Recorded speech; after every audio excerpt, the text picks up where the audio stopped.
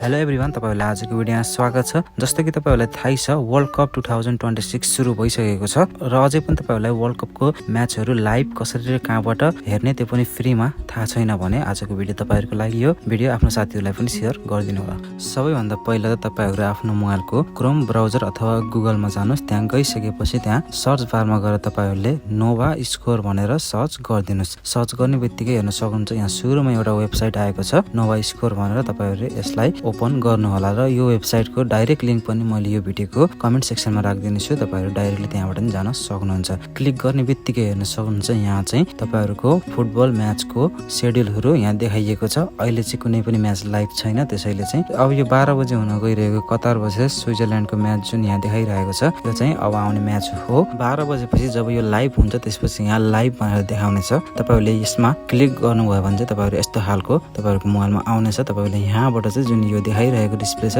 यहाँबाट चाहिँ तपाईहरुले लाइभ म्याच हेर्न सक्नुहुनेछ र यहाँ हेर्न सक्नुहुन्छ 9 घण्टा 9 मिनेट पछि चाहिँ यो म्याच चाहिँ स्टार्ट हुनेछ भनेर यहाँ टाइमिङ पनि देखाउने छ। तलपट्टि चाहिँ अपकमिङ म्याचहरुको अपडेटहरु पनि तपाईहरुले यहीँबाट हेर्न सक्नुहुनेछ र हरेक म्याचहरु चाहिँ तपाईहरुले यहाँनिर यो डिस्प्लेमा चाहिँ हेर्न सक्नुहुनेछ। र यो वेबसाइटले चाहिँ तपाईहरुले आफ्नो जीमेलबाट लगइन गर्नु होला। लगइन गर्नलाई यहाँ माथिपट्टि लगइन लेखिरहेको छ, यसमा जानुस् र तपाईहरुले यसमा आफ्नो जीमेल एकाउन्ट चाहिँ हाल्दिनु होला। हस्त आजको भिडियो यति नै। भिडियो मन परेमा लाइक शेयर सब्स्क्राइब चाहिँ गर्न नभुल्नु होला। हस्त धन्यवाद।